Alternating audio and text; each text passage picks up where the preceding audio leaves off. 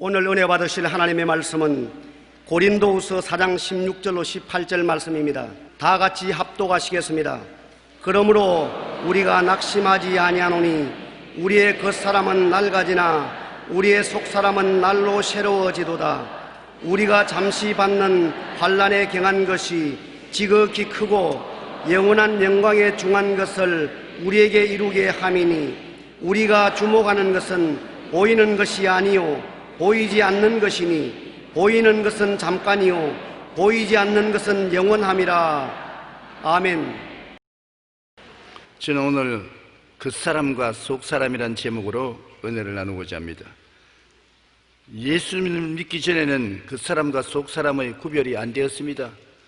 뭐가 겉사람이고 뭐가 속사람인지 분별하려고 생각도 안 했습니다. 그러나 예수님을 구주로 믿으면 거듭나서 새로운 피조물이 되어 새 사람으로 태어납니다. 그게 되면 곧 옛사람과 새사람이 확연히 마음속에 구별되고 그날부터 마음속에 전쟁이 벌어지는 것입니다. 새사람과 겉사람이 주도권 싸움을 일으키는 것입니다. 사사건건이 새사람은 새로운 길로 가려고 하고 옛사람은 전통적인 삶을 그대로 살려고 애를 쓰는 것입니다. 역사 속에는 수많은 전쟁이 일어났습니다. 윌 박사의 아리엘 두란트 박사와 함께 지난 3421년 동안 전쟁을 치르지 않은 기간은 불과 286년에 불과했다고 합니다. 20세기만 놓고 보면 전쟁과 혁명으로 죽어간 인구가 약 9억 명이나 된다고 합니다. 현재 지구상에는 여러 핵 보유 국가들에게 약 3만 7천여 개의 핵탄두가 있고 만약 핵전쟁이 일어나면 미국과 러시아가 가진 핵탄두만으로도 지구를 41번이나 파괴할 수가 있다는 것입니다. 왜 전쟁이 일어나는 것입니까? 예일 대학의 도널드 케이건 교수는 전쟁의 기원이라는 책에서 전쟁을 하는 주요 원인은 세 가지로 말했습니다. 즉 경쟁자에 대한 두려움, 경제적인 이익 추구, 명예 추구인 것입니다. 성경은 전쟁을 하는 근본적인 이유를 간단히 말하고 있습니다. 야고보서 4장 1절에 너희 중에 싸움이 어디에서 다툼이 어디로부터 나느냐? 너희 지체 중에 싸우는 정욕으로부터 나는 것이 아니냐? 싸움이 일어나는 것은 인간의 욕심 때문입니다. 욕심이 생기면 탐욕으로 말미암아 싸우거든요. 인생은 빵 한 덩어리를 두고서 누가 더 많이 점령하느냐 싸움을 하는 것입니다. 욕심이 없으면 싸우지 않지요. 그러나 욕심이 있기 때문에 반드시 싸우는 것입니다. 그 사람으로 사는 사람은 아담을 따라 하나님 없이 인간의 정욕, 즉 육신의 정욕, 안목의 정욕, 이생의 자랑을 따라 살면서 모두를 불행하게 만드는 것입니다. 정욕을 따라 사는 사람은 모든 사람을 불안하게 만드는 것입니다. 첫째로 우리 그 사람으로 사는 것이 무엇인지 한번 알아보십시다. 나도 그 사람으로 살고 너도 그 사람으로 살고 그러면서 무엇이 그 사람인지 모르면 안 될 것입니다. 그 사람으로 산다는 것이 무엇인 것입니까? 그 사람으로 산다는 것은 에덴 동산에서 하나님이 아담과 하와에게 경고한 선악과를 따먹은 사람인 것입니다. 선악과를 따먹은 것이 왜 그 사람이냐? 선악과를 따먹음으로 말미암아 즉시로 속사람은 죽어버렸었습니다. 하나님의 형상과 모양대로 지음받은 하나님과 교통하는 속사람, 영생의 사람은 죽어버렸었습니다. 그리고 육신의 사람만 살아남았었습니다. 그렇기 때문에 선악과를 따먹은 사람은 자기의 정욕 중심으로 삽니다. 자기 욕심 중심으로 살아요. 무엇이 내 욕심을 먼저 앞세워 놓고 그 욕심에 따라서 결정하는 것이 그 사람의 하는 행동인 것입니다. 그리고 그 사람은 마귀의 지배하에 있는 사람인 것입니다. 아담과 하와가 타락하자 하나님께 버림을 받고 마귀를 따라 이 세상에 나와서 그때부터 마귀의 종노릇 하는 것입니다. 하나님의 말씀을 쫓지 않고 마귀가 시키는 대로 해서 마귀의 종이 된 것입니다. 누구든지 시키는 대로 따라서 행하면 그 시키는 사람의 종이 되고 마는 것입니다. 마귀의 지배하에 사는 사람은 모든 면에 악한 꾀를 쫓아서 사는 것입니다. 악한 꾀란 것은 탐욕을 말하는 것입니다. 자기 욕심을 따라 삽니다. 선악과는 하나님만 좋다 나쁘다를 결정하는 것이 아니라 나도 하나님과 동등하게 좋다 나쁘다를 경쟁해서 살겠다는 나쁜 마음인 것입니다. 죄인의 길에서 사는 것이 바로 그 사람으로 사는 사람인 것입니다. 죄라는 것은 하나님의 말씀을 어기는 것이 죄인데 그 사람으로 사는 사람은 하나님의 말씀을 어기면서 삽니다. 그래서 죄인의 길에서 사는 사람인 것입니다. 그 사람으로 사는 사람은 오만한 자의 자리에 앉아서 삽니다. 자기를 과대평가합니다. 자기가 실제 자기보다도 더 잘났다고 생각하고 더 훌륭하다고 생각하고 더 능력이 있다고 생각하고 더 대접을 받아야 되겠다고 생각하는 자기를 과대평가하는 오만한 자의 자리에 앉아서 삽니다. 그리고 썩어져가는 구습을 쫓아 사는 사람인 것입니다. 옛날 습관을 따라서 썩어져가는 삶 속에 즐기고 사는 것입니다. 구더기가 득실거리는 그 속에 행복하다고 웃고 즐기며 사는 것입니다. 요한 1서 2장 16절에 세상에 있는 모든 것이 육신의 정욕과 안목의 정욕과 이생의 자랑이라 아버지께로부터 온 것이 아니요 세상으로부터 온 것이라고 말하는 것입니다. 그 사람으로 사는 사람은 결국에는 멸망의 사람입니다. 사람들은 이 세상에서 죽고 나면 저 세상에는 무엇이 있을까 생각을 하는 것입니다. 한 해가 지나면 나이가 1살 더 먹잖아요. 죽음이 더 가차워지는 것입니다. 그러면 죽음 저 건너편에 무엇이 있을까? 우리 예수 믿는 사람은 확신이 없는 사람도 죽고 난 다음에 천당과 지옥이 있는 것을 알고 있지만은 주를 믿지 않는 사람은 그걸 모릅니다. 죽고 난 다음에 정말 세상에 있을까? 퀘션을 가진 것입니다. 성경에는 누가복음 16장 19절로 24절에 예수님이 이런 이야기를 하셨습니다. 어느 도시에 한 부자가 있었는데 자색 옷과 고운 베옷을 입고 날마다 호화롭게 즐기더라. 자색 옷이라는 것은 옛날에 권력이 있는 사람이 입는 옷입니다. 그리고 고운 베옷은 돈이 많은 사람이 입는 옷인 것입니다. 자색 옷과 고운 베옷을 입었다니까 권력도 있고 돈도 있는 사람인데 이 사람의 삶 철학은 쾌락주의인 것입니다. 매일같이 호화롭게 즐기고 사는 것입니다. 그에게는 자기 쾌락밖에 없었습니다. 하나님도 없고 만유를 지으신 하나님께 대한 경배함도 없었습니다. 그런데 그 대문가에 대조적으로 거지 나사로라는 사람이 있었습니다. 그는 헌대투성이었습니다. 머리끝부터 발까지 헌대가 꽉 들어 찼습니다. 치료할 수 있는 약도 없었고 그런 설비도 없었습니다. 개들이 와서 같이 헌대를 핥으며 개들과 같이 살았고 부잣집에 상에서 떨어지는 부스러기를 주워 먹고 사는 것입니다. 그러나 전체적인 환경을 살펴볼 때 이 부자는 하나님 없이 인본주의로 살았지만은 이 거지 나사로는 하나님을 잘 섬겼습니다.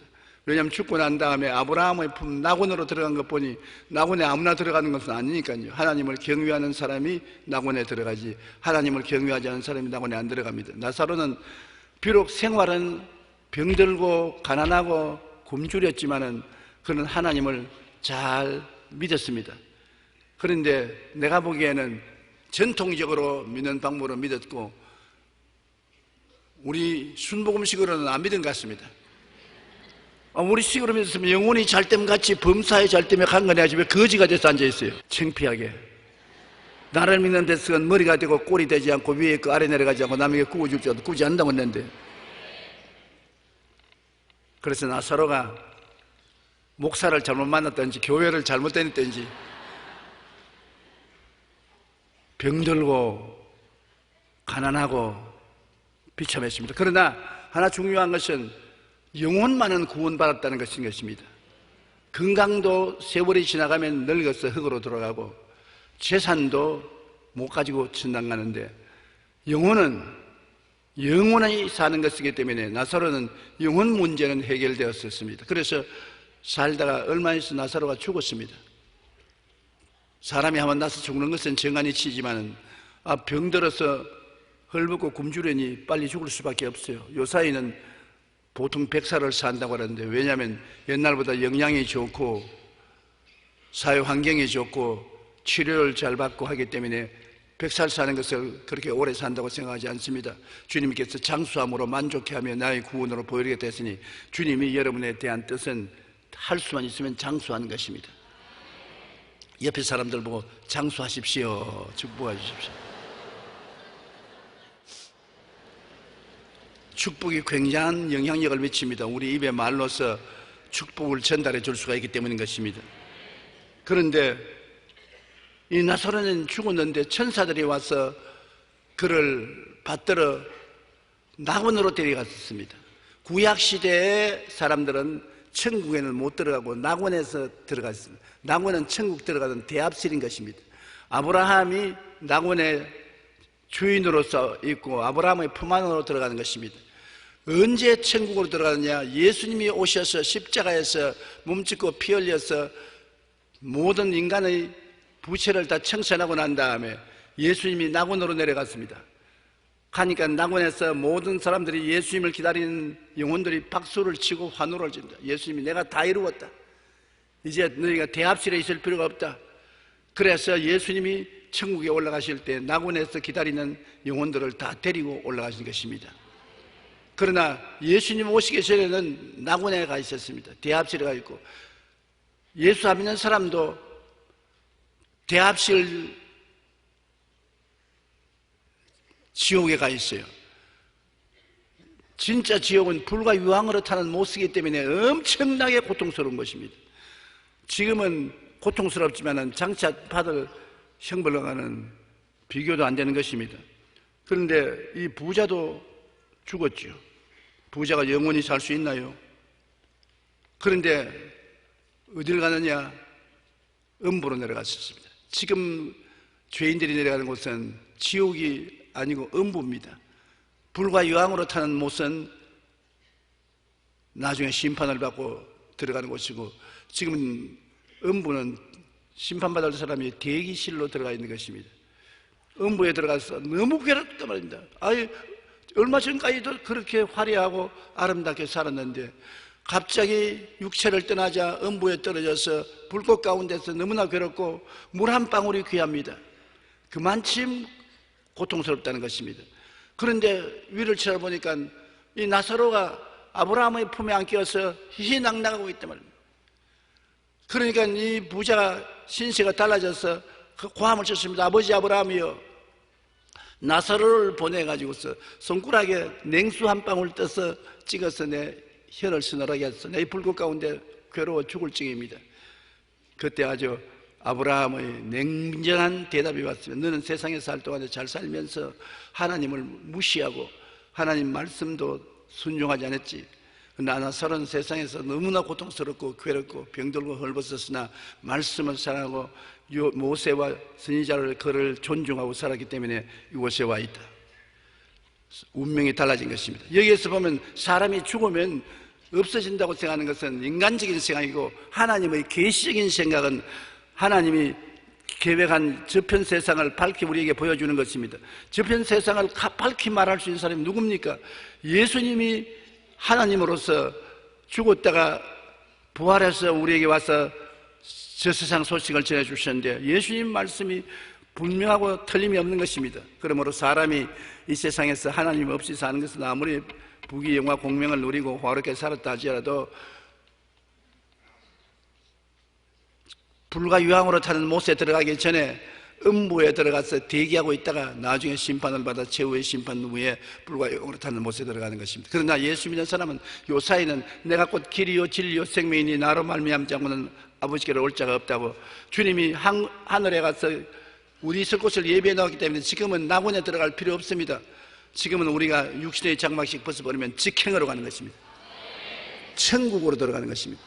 주님이 계시는 곳으로 우리가 바로 갈 수 있는 것입니다. 하나님을 버린 인간은 인본주의 사상에서 삽니다. 하나님 중심으로 살지 않고 인간 중심으로 삽니다. 모든 것을 인간 중심으로 생각하고 계획하고 말하는 것입니다.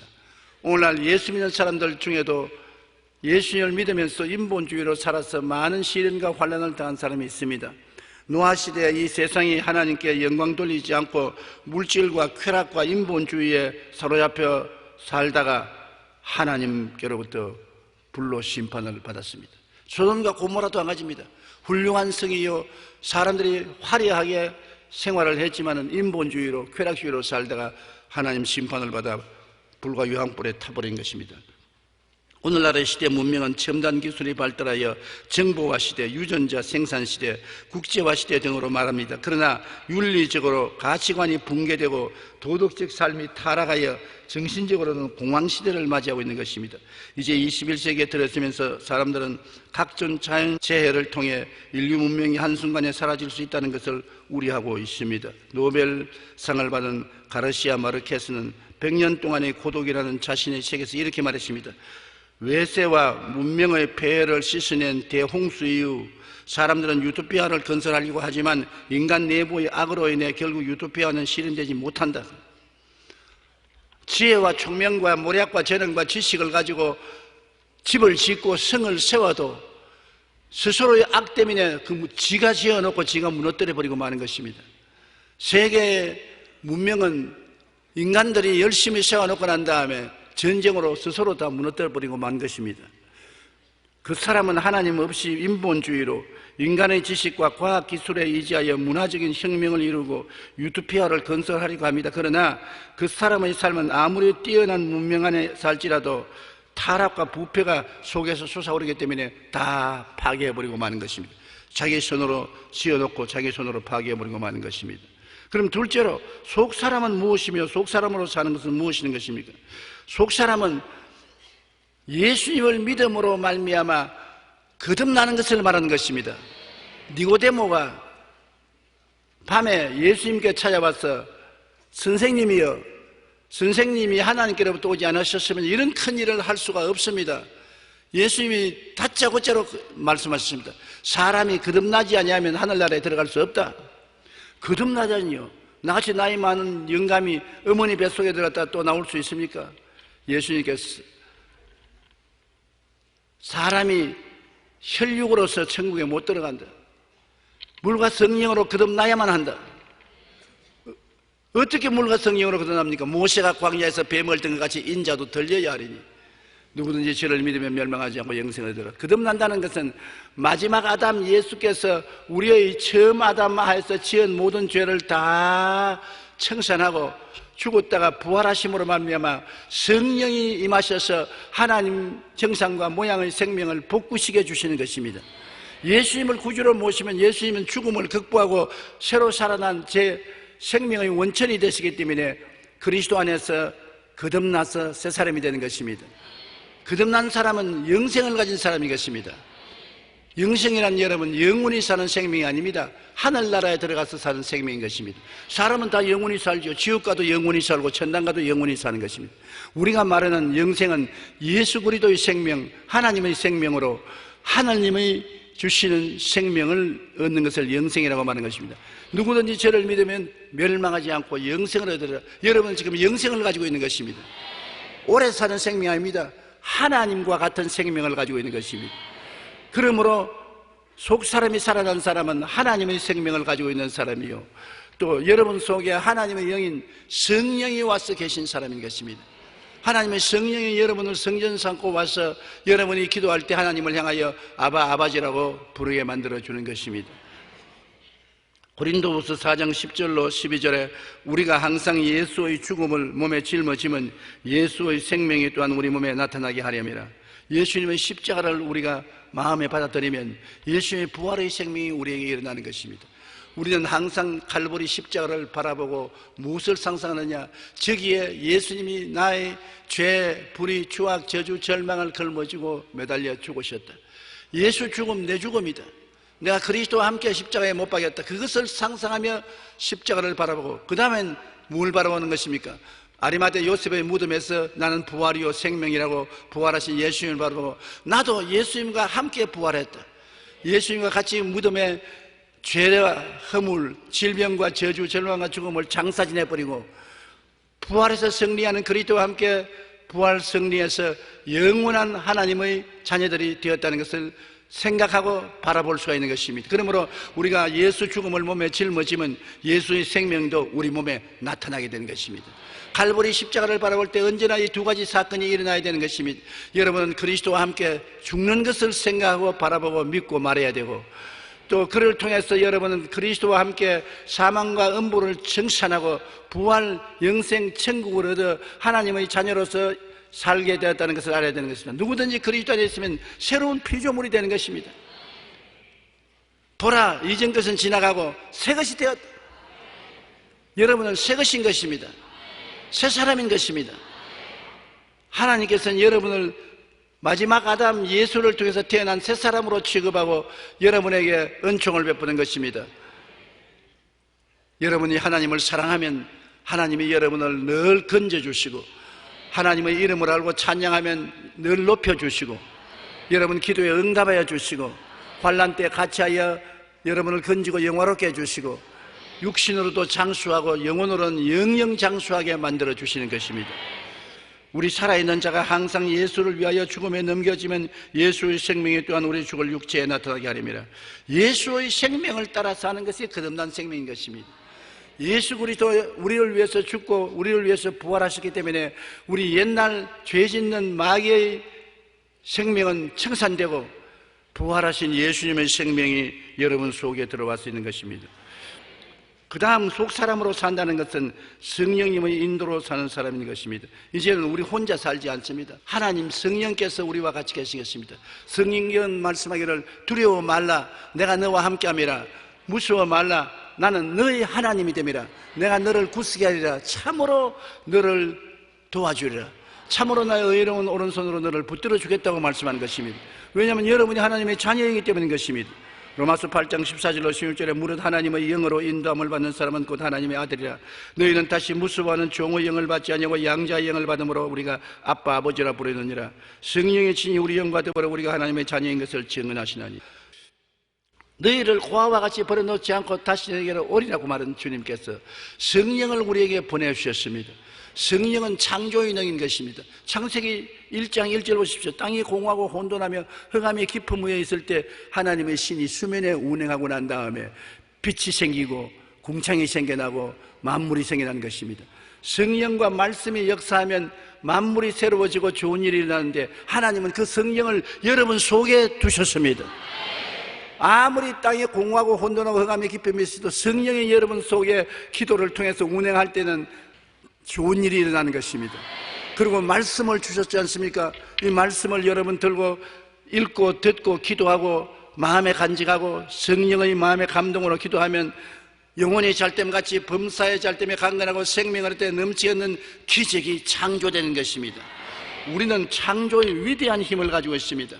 원래 하나님은 성령과 말씀으로 천지를 지으시는데 이제 그 성령을 여러분 속에 두시고 그 말씀을 여러분 손에 주셨습니다. 이 말씀을 읽고 듣고 깨달아 알고 성령을 의지하고 예수의 이름으로 기도하면 새로운 창조가 이루어지게 되는 것입니다. 하나님께서 여러분에게 다스리는 권세를 주셨기 때문인 것입니다. 성경은 말하기를 하나님이 손으로 지은 하늘, 손가락으로 지은 달과 별을 보니 인생이 무엇인데 하나님이 저를 생각하시며 인자가 무엇인데 저를 돌보시나이까. 우리를 하나님보다 조금 못하게 하시고 영화와 종기로 간을 씌우시고 손으로 지은 것을 다스리게 하시고 만물을 그 발 아래 두었다고 성경은 말하고 있는 것입니다. 하나님이 손으로 지은 것을 여러분이 다스릴 수 있는 대리권 행사를 주신 것입니다. 어떻게 다스리냐? 말씀을 통해서 성령이 와 계시니까 성령님의 의지에서 인생을 다스릴 수 있는 것입니다. 공하고 혼돈한 것은 있을 수가 없습니다. 흑암의 세력은 있을 수가 없습니다.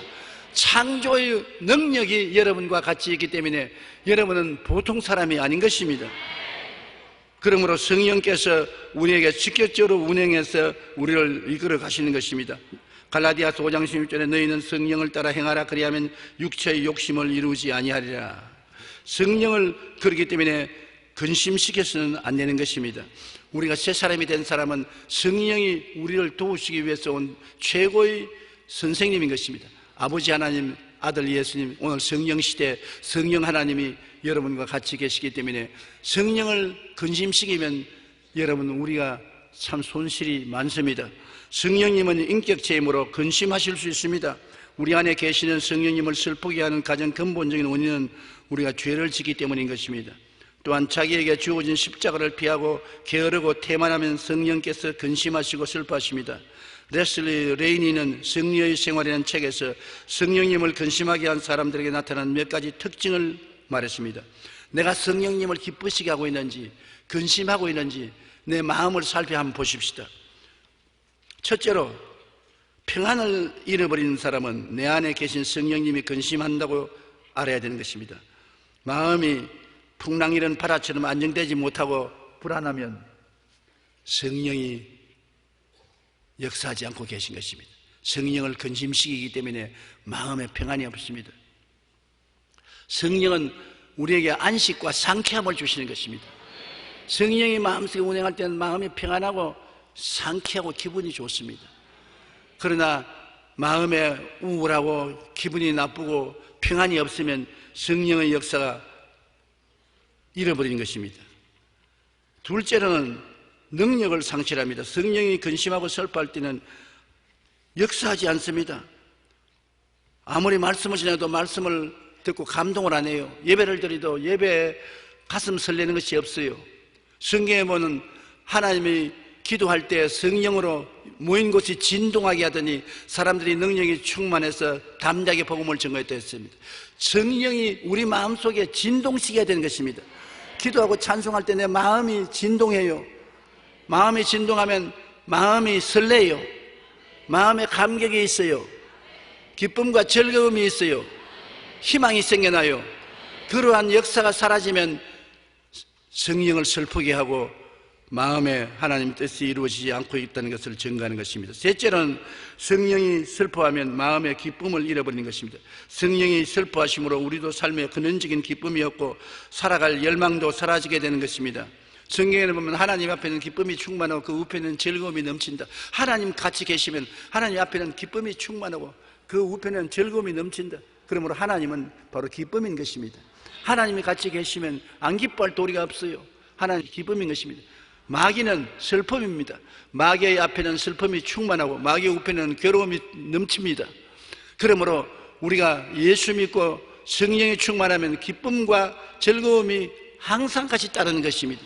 기쁨과 즐거움을 잃어버리면 성령께서 잠잠하고 역사하지 않은 것을 말하는 것입니다. 넷째로, 성령이 잠잠하면 마음에 의심이 생깁니다. 확신이 사라지고 의심이 들어와서 자기도 모르게 갈등을 하게 되는 것입니다. 마지막으로 다섯째, 성령이 떠나면 건강을 잃을 때가 많습니다. 마음이 병들므로 몸이 병들 때가 많은 것입니다. 우리가 속사람으로 날로 새롭게 살기 위해서는 성령님이 근심하거나 슬퍼하지 않도록 해야 되는 것입니다. 이를 위해 늘 깨어 말씀과 기도에 힘쓰며 게으르지 말고 열심을 품고 주를 섬겨야 되는 것입니다. 우리는 성령께서 우리 속에 계시고 새로 거듭난 새 사람으로 살기 위해서는 4차원의 영성을 따라 살아야 되는 것입니다. 계시적인 지식을 따라 살아야 되는 것입니다. 성경 말씀을 늘 묵상하고 듣고 읽고 먹으면서 살아야 되는 것입니다. 영적 양식인 것입니다. 세상 지식은 감각적인 지식이지만 이는 계시적인 지식으로 거듭난 사람만 이 성경을 읽습니다. 거듭난 사람만 성경을 좋아하는 것입니다.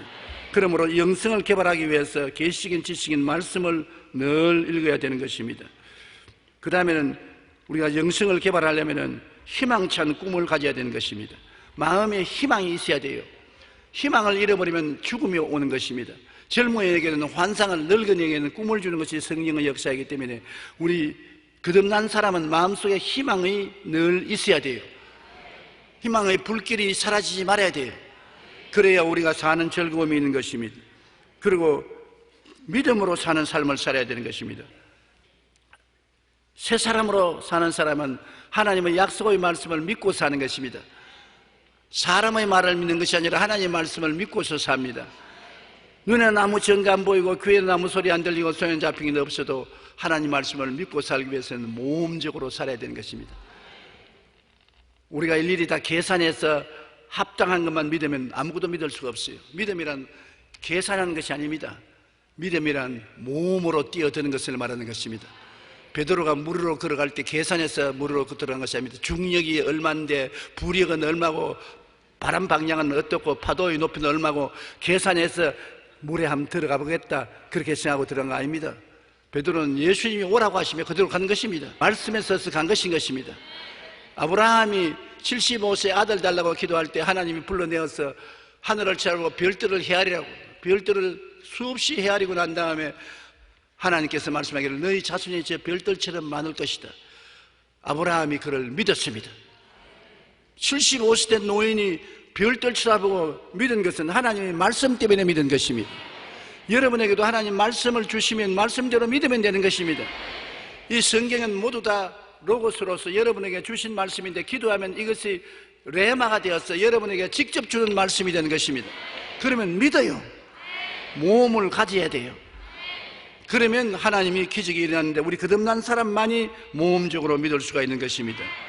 그리고 우리 거듭난 사람은 변화된 말을 해야 되는 것입니다. 성경을 읽음으로 말미암아 마음에 변화된 대로 할 수 있다, 하면 된다, 해보자, 나는 산다는 변화된 말을 해야 되는 것입니다. 성경 말씀을 많이 읽고 외워서 말씀대로 말을 해야 되는 것입니다. 저는 하루에도 수십 번 시편 23편을 외웁니다. 야매는 나의 목자시니 내게 부족함이 없으리로다. 제가 나를 푸른 초장에 누이시며 쉴 만한 물가로 인도하시는도다. 내 영혼을 소생시키시고 의의 길로 인도하시는데, 그 전부 다 그 말이 내 말이 아니라 성경에 기록된 말인 것입니다. 내 마음이 답답하면 하나님께서 쉴 만한 물가로 인도하시는데요, 쉴 만한 물가로 이끌어 주시옵소서. 내가 불행하면 내 영혼을 소생시켜서 행복하게 해 주시옵소서. 사망의 엄심한 골짜기를 지나면 주님께서 같이 계시기 때문에 괜찮습니다. 합동하여 유익이 됩니다. 원수에게 공격을 당하면 하나님, 원수가 공격해도 하나님 나에게 진수성찬 차려 주십니다. 전부 말씀을 그대로 우리가 입으로 시인하면 그것이 굉장한 능력을 베풀어 주는 것입니다. 그냥 하나님 그러지 말고, 하나님은 나의 피난처다, 하나님은 나의 요새시다, 하나님은 나의 일해하는 곳이 되신다, 하나님은 나를 새 사냥꾼의 올무에서와 극한 연병에서 건지신다. 그렇게 말을 성경적으로 하면은 내 입에 말로 내가 묶였으면 내 입에 말로 내가 사로잡힌 바 된다고 말하는 것입니다. 파도 이런 바다에 배가 항구로 찾아가는 것은 키 때문에 그렇다. 우리가 파도 이런 세상에서 안전한 항구로 가는 것은 키가 우리 혀라는 것입니다. 말을 여러분 긍정적이고 적극적이고 창조적이고 생산적이고 성경적으로 하면은 하나님의 역사가 그에 따라서 일어나는 것입니다. 말을 마귀적이고 세상적이고 절망적이고 파괴적으로 하면 또 우리 인생도 그 말을 따라 나가게 되는 것입니다. 그러므로 내 입에 말로 내가 묶였으며 내 입에 말로 내가 사로잡힌 바 되었으므로 새해에는 말 조심을 하십시오. 생각을 하나님 말씀으로 꽉 채워놓고, 여러분 아름다운 꿈을 말씀으로 그려놓고, 말씀을 따라서 모험적으로 믿고 말씀 따라서 입술로 말하면은 창조적인 다스리는 역사가 여러분 생애 속에 일어나게 되는 것입니다. 그렇게 하면 성령이 여러분 생애 속에서 창조적인 역사를 베풀어 주시는 것입니다. 셋째로, 우리는 이제 날로 새롭게 살아야 되겠습니다. 하루 정체되지 말고 내일은 오늘보다, 다음 달은 근본보다, 명년은 금년보다 새로워지는 삶을 살아야 되겠는 것입니다. 고린도후서 4장 16절에 그러므로 우리가 낙심하지 않으니 우리 그 사람은 낡아지나 우리의 속 사람은 날로 새로워지다. 그 사람은 낡아진다. 나이 한 살 더 먹으니 주름살 하나 더 지고 허리도 조금 더 구부러지고 말도 좀 더 천천히 할지 몰라도 그 걱정할 것 없다. 그 사람은 후패 하나 속은 날로 새로워진다. 왜? 말씀이 있으니까 새로워지는 것입니다. 성령이 계시니까 새로워지는 것입니다. 기도가 있으니까 새로워지는 것입니다. 우리는 날로 속 사람이 새로운 생명으로 새로워질 수 있는 것입니다. 그러므로 매일같이 우리는 죄와 허물을 벗어버리는 삶을 살아야 되는 것입니다. 예수 믿었다고 해서 한 번에 천사가 안 됩니다. 조금씩 변화되는 것입니다. 어린아이가 태어나자마자 어른이 안 됩니다. 세월이 흘러가면서 조금씩 자라는 것 같는 것입니다. 골로새서 3장 1절로 10절, 그러므로 너희가 그리스도와 함께 다시 살리심을 받았으면 위의 것을 찾으라. 거기는 그리스도께서 하나님 우편에 앉아 계시느니라. 위의 것을 생각하고 땅의 것을 생각하지 말라. 이는 너희가 죽었고 너희 생명이 그리스도와 함께 하나님 안에 감추었음이라. 우리 생명이신 그리스도께서 나타나실 그때 너희도 그와 함께 영광 중에 나타나리라. 그러므로 땅에 있는 지체를 죽이라. 곧 음란과 부정과 사욕과 악한 정욕과 탐심이니 탐심은 우상숭배니라. 이것들로 말미암아 하나님의 진노가 임하느니라. 너희도 전에 그 가운데서 할 때에는 그 가운데 행하였으나 이제 너희가 이 모든 것을 벗어버려라. 곧 분함과 노여움과 악의와 비방과 너희 입의 부끄러운 말이라. 너희가 서로 거짓말을 하지 말라. 옛사람과 그 행위를 벗어버리고 새사람을 입었으니 이는 자기를 창조하신 이의 형상을 따라 지식에까지 새롭게 하심을 입은 자니라. 이와 같이 우리가 끊임없이 목표를 변화해 두고서 말씀을 읽고 성령 인도를 받으면서 기도하면서 한 발자국 한 발자국 앞으로 나아가는 것입니다. 매일같이 나아가고 변화되는 것이 우리 새로 변화된 사람의 모습인 것입니다. 후퇴하지 말아야 돼요. 늘 전진해야 돼요. 나아져야 돼요. 아무리 폐지와 같은 인생이라도 여러분, 폐지를 가지고서 새로운 종이를 만들면 굉장히 좋은 종이가 되는 것입니다. 영국의 빅토리아 여왕이 한번 유명한 제지 공장을 찾아갔는데 깜짝 놀랐습니다. 제지 공장에 가니까 아주 신문지 조각, 더러운 종이 뭉치 이런 것들이 창고에 꽉 차여서 그 코를 잡고서 세상에 제지 공장에 깨끗한 종이 만든 줄 알았더니 이렇게 더럽고 추한 제지 이 종이가 있는 줄 몰랐다고. 공장장 나오라고. 공장장 이게 뭐냐 공장이 말이야. 그러니까 공장장이 폐하, 지금 보시는 이 종이는 재료입니다. 이게 처음부터 쓰다 내버리고 코 풀다가 내버리고 짐승의 탭이 섞여 있고 이런 것을 가지고 공장에 오면 우리가 이것을 새로 제조해서 좋은 편지지, 좋은 텍스트북 용지로 사용합니다. 여왕의 고개를 슬슬 흔들고 나갔습니다. 그런데 한 주일쯤 지나고 난 다음 여왕 왕궁에 편지지가 아주 천 편지지가 배달이 됐어요. 그림도 아름답게 그리고 아주 냄새도 향기로운 냄새가 나는 좋은 편지였어요. 여왕이 기뻐해서 야 편지지 그거 참 좋다. 그래서 내가 편지 써야 되겠다. 그게 공장장이 메모를 적어 넣어놨어요. 폐하가 싫어하던 그 폐지가 바로 지금 이 종이입니다. 폐지를 공장을 통하면 이렇게 변화될 수 있습니다. 나는 그 이야기를 듣고 마음에 잔잔한 감동을 느꼈습니다. 여러분, 우리가 다 폐지들인 것인데 예수님의 십자가 공장을 통하면 새로운 사람이 되어버리는 것입니다. 이것이 기독교 신앙의 위대한 점인 것입니다. 누구든지 그리스도 안에 있으면 새로운 피조물이 되는 것은 우리 힘으로 되는 것이 아니라 성령의 능력으로 되는 것입니다. 우리 힘으로 구원 못 받아요. 폐지입니다. 썩은 종입니다. 냄새가 납니다. 그러나 이 폐지가 십자가 공장을 통하면 아주 좋은 종이가 되어요. 새 사람이 되어요. 성령의 사람이 되어요. 그러므로 우리는 낙심하지 아니하느니 그 사람은 후패나 속은 날로 새로워지는 성령의 역사가 일어나는 것입니다. 그렇기 때문에 우리 새 사람이 된 우리들은 항상 우리를 새롭게 하는 십자가 밑에서 말씀을 읽고 듣고 묵상하고 살아야 되는 것입니다. 베드로전서 1장 23절로 25절에 너희가 거듭난 것은 썩어질 씨로 된 것이 아니요 썩지 아니할 씨로 된 것이니 살아있고 항상 있는 하나님의 말씀으로 되었느니라. 그러므로 모든 육체는 풀과 같고 그 모든 영광은 풀의 꽃과 같으니 풀은 마르고 꽃은 떨어지되 오직 주의 말씀은 세세토록 있도다 하였으니 너희에게 전한 복음이 곧 이 말씀이라. 세세토록 있는 말씀이 우리 가운데 역사하는 것입니다. 여러분, 우리가 가장 하나님 보시기에 위대한 것은 말씀을 받아들이고 성령이 와 계신다는 것입니다. 말씀과 성령만 있으면 새로운 세계가 이루어지는 것입니다. 성경에 보십시오. 창세기 1장 1절로 2절에 땅이 공허하고 혼돈하며 흑암이 깊음에 있었는데 성령이 운행했습니다. 여러분, 마음이 지금 공허하고 혼돈하며 흑암이 깊음에 있습니까?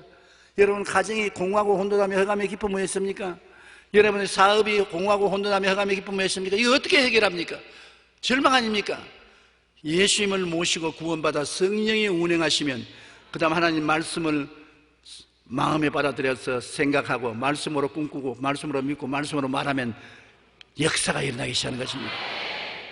말씀을 그대로 여기 두면 안 돼요. 말씀이 육신이 돼야 돼요. 원래는 하나님이 말씀하지 않았습니까? 우리도 이 말씀이 우리 것이 돼야 돼요. 어떻게 말씀이 우리 것이 되느냐? 생각이 달라지면 우리 것이 됩니다. 말씀이 들어가서 말씀을 통해서 아름다운 꿈을 꾸면 우리 것이 되는 것입니다. 말씀을 통해서 믿으면 우리 것이 되는 것입니다. 말씀을 통해서 입술로 시인하면 우리 것이 되는 것입니다. 창조적인 말씀이 우리의 생각과 꿈과 믿음과 입술의 고백으로 우리 속에 들어오고 성령이 운행하면 기도하면 기적이 일어나서 공허하고 혼돈하고 흑암이 깊음이 있는 곳에 빛이 들어오고 질서가 들어오고 창조가 들어오고 아름다움이 들어와서 하나님 보시기에 좋게 되고 마는 것입니다. 그러므로 우리는 절대로 낙심하지 말아야 되는 것은 말씀이 계시고 성령이 역사하기 때문에 우리는 절대로 낙심할 수가 없는 것입니다. 기도와 성령 충만하기 위해서 항상 우리는 열심히 기도하고 성령 충만을 강구한 여러분 되시기를 주의 이름으로 축원하십니다. 에베소 4장 23절 24절에 오직 너희의 심령이 새롭게 되어 하나님을 따라 의와 진리의 거룩함으로 지음받은 새 사람을 입어라.